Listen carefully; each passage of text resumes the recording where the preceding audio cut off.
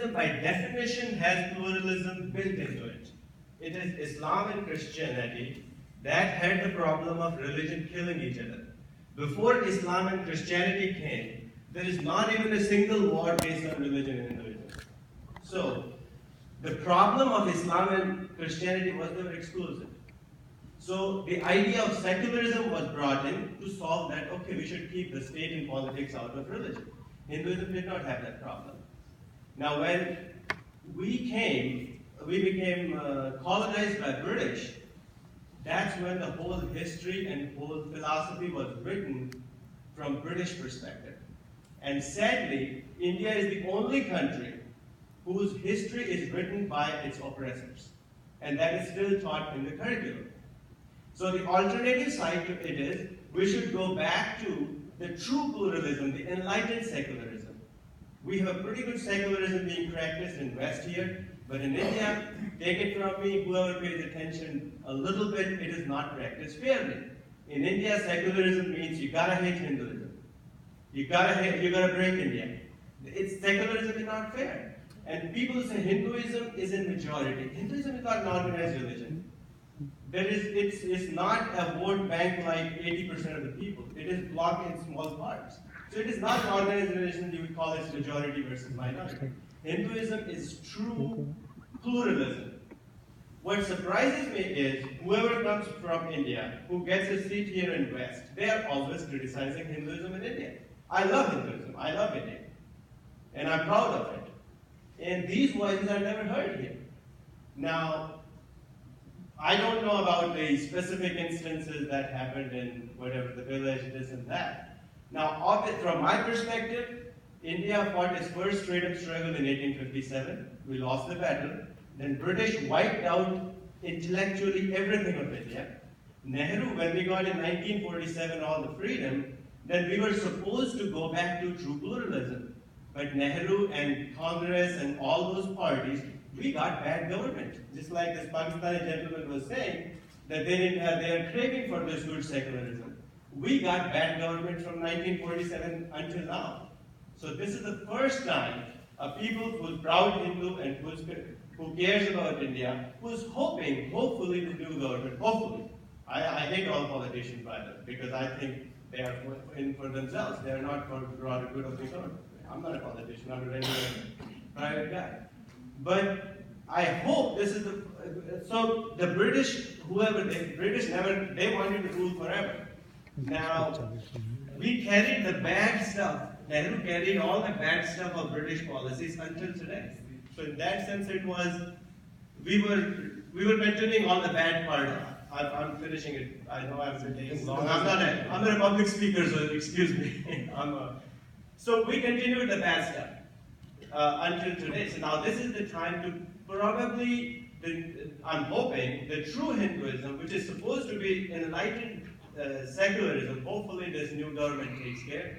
Now, I don't know Mr. Vajpayee's personal side, what party he's associated to, looking at his age, looking the time frame he grew up, obviously he's in power and stuff. So I'm assuming he grew up on the other side of the tent.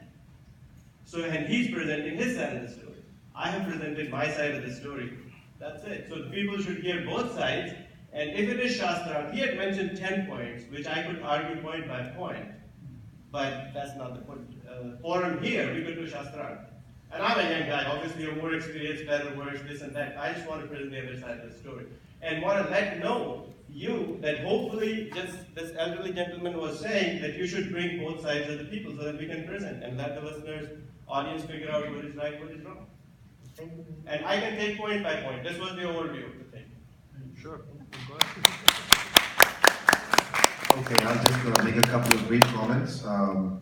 Since people have declared their religion, or carry the religion on this field, I would like to ask what it means to be a Hindu before the Muslims and the Christians and whoever has got there.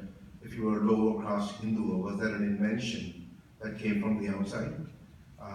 Whether Manusmriti was also transplanted from elsewhere, whether these divisions in Indian society came from some alien race or alien people that came, and whether we were all living in peace and amity before the British and the Christians and the Muslims got there. That's one question. But I guess the main question that I'd like to ask you is, what do you think the long game is? The writing is on the wall in terms of saffronization. One sees what's happening, not only in academic institutions and cultural institutions, but also the violence and the attacks, not only on religious minorities, but also on lower caste minorities. One sees the corporate interests in various parts of India that seem to be, well, they're not saying anything insignificant, despite the fact they supported this political party when it came to, at the time of the election. So I'm wondering, what's your reading of the situation in terms of long term? When you'd like to, Maybe, yeah, yes, sure. Okay, go ahead. Yeah, go. No, I'll take. Mr. Vajpayee, it was great listening to you. Okay, I'm very proud of you for returning the award. Okay, I have a couple of questions. Number one, you got the award from a government, okay, which absolutely sent the army into the Gurudwara, the Golden Temple, and massacred Sikh. Okay, and after that, there's thousands of Sikh were massacred all around the world, India. Okay, and you are glad to get the award from them. You are okay with that? Is there any reason Sikh life was less for you than this? Number one. And my other part of the question is, in 2013, the Muzaffarpur riot was happening in UP, down the north of Delhi. Same state government was there, Samajwadi Party, and the same government that you gave you the award was there in the center. But hundreds of Muslim brothers and Hindu brothers and sisters were killed. That time you were glad sitting in the AC room, not returning the award. How come you got so emotional at this time? And why you were emotionless then is my question, sir. Thank you.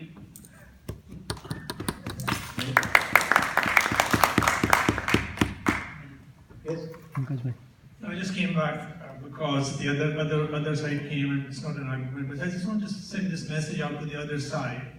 Being a Pakistani Muslim, as I said, we always looked at India as the most respectful or respectable secular society, and we didn't look at it from the modern secularism point of view of Pandit Nehru and others. Okay, we looked at it as a plurality of the Indian people itself every single day, all around the world. Where I have been to 50 countries, and every single time I met an Indian, they hugged me despite being a Pakistani. They did it because they were Hindu. They did it because they had the pluralism in their blood. Now, what is hurting me, the other side of the story, that I, as a Muslim, looking at these Hindu people who were the bastion of pluralism, not the Pandit Nehru pluralism or secular pluralism of Gandhi's or whoever, okay? You are hurting us so badly by bringing this thing up that we in Hindus are very plural.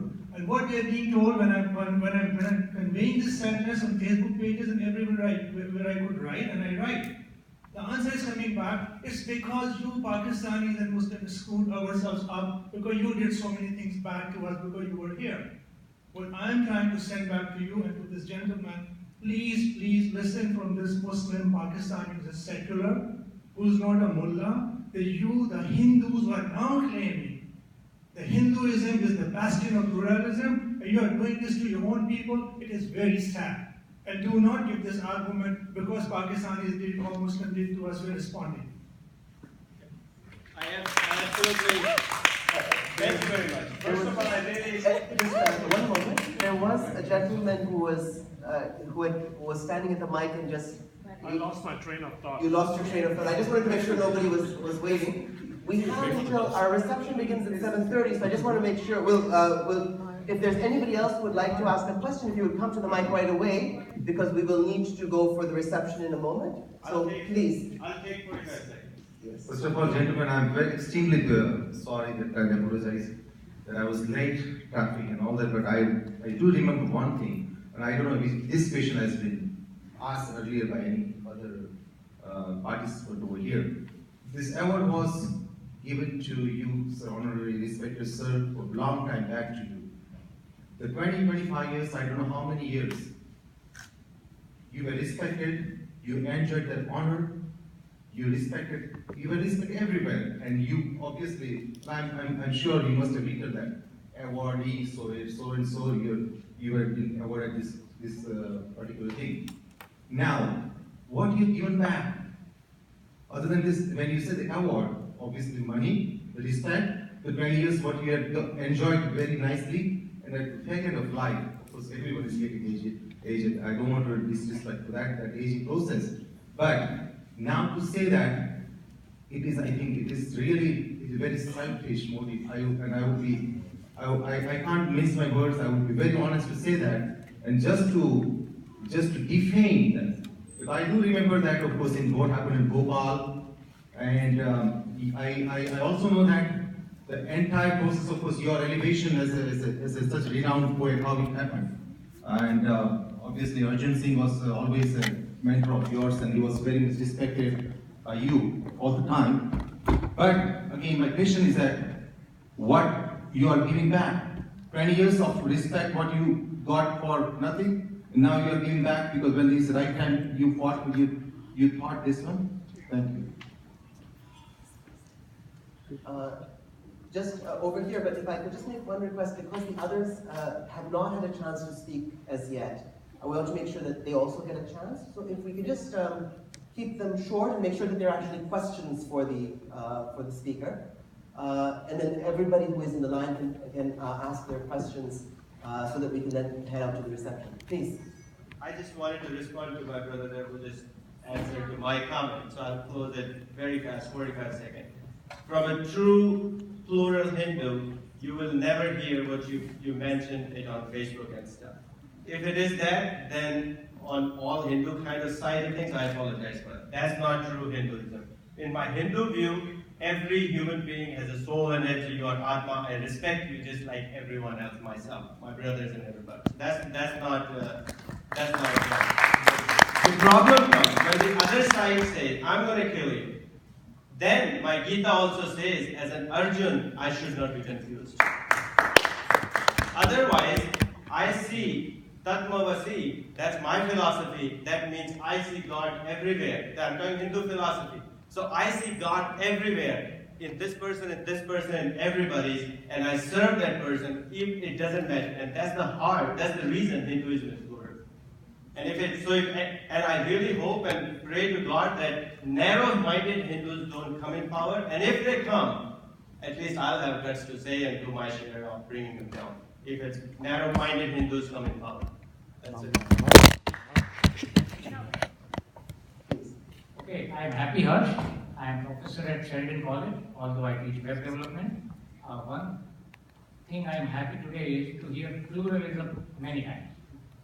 And the question I have for you, sir, is who decides which view on history is correct? When we say pluralism, let's have an honest discussion. Let's have an alternate view as well, because we want to respect pluralism. Is it in this room we decide which side of history is correct? Or is it really something we can critically think about with openness, which we want? And that's what India has been, and I would be happy to find out that the suspicion you have is incorrect. India, you mentioned, has survived, and I'm sure it will survive with the same pluralism, because there is no harm in trying to look at the other side or other view on history we have. And that would actually be benefiting not only India, but the whole global world. Because that is what true pluralism is, or that is what Vasudhaiva Kutumbakam is. And I am open here, I am proud to be Hindu, and I welcome each and every religion here, and I will give you hug right now, right here. Okay, again, my response is directed to gentleman, I don't know his name. He was saying something about Manusmriti. Manusmriti is a very reverent text, and there could be various translations which people could make use of to further their own personal goals and stuff. So people can be back. I believe every religion probably preaches peace like Hinduism does. It's based on the fact Sarva Dharma Sambhav, which means everybody